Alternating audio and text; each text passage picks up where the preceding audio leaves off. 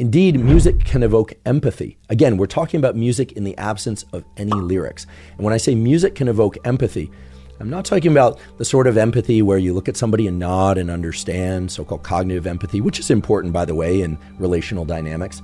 or emotional empathy, where you're actually feeling what the other person is feeling. But of course, you never really know what somebody else is feeling. How could you? You can only have a sense of what they might be feeling, and you have a sense of what you're feeling. But let's be honest, as one of our prior guests on the Hubermann Lab podcast, Dr. Karl Deiseroth, so aptly noted, rarely do we ever understand how anyone else truly feels, because indeed rarely do we ever understand how we ourselves truly feel. And certainly with language, it's very hard to explain our feelings with words in a way that can convey the way that we feel with the kind of nuance that represents our own reality. Even in a state of extreme happiness or extreme sadness,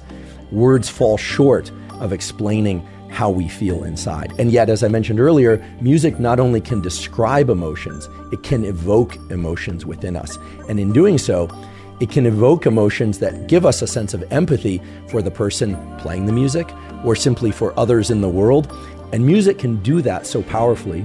because not only does music come in through our ears, and we'll talk about the process of how sound is converted into what we perceive as music in a little bit, because indeed, it comes in through our ears and we can hear that music, of course, but the nerve cells, the neurons in your brain, as well as the nerve cells in your body, can become activated by music in a way that the firing of those neurons, literally the frequency of those neural impulses, comes to match the frequency of the sounds that you're hearing in your outside environment. In other words, when you listen to music, not only is that music coming into your body through your sense organs, your hearing, but your body itself is an instrument playing that music from within.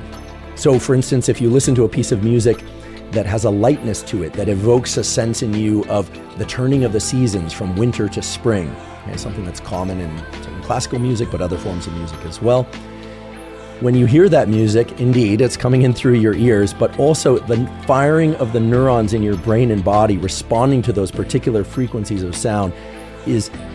such that your body itself is an instrument playing that sense of the turning of the seasons from winter to spring within you, which is why your body starts to feel lifted in some cases, or it starts to feel a lightness in some cases, and an entire set of emotions starts to be recruited that, at least for you, resemble the turning of the seasons from winter to spring.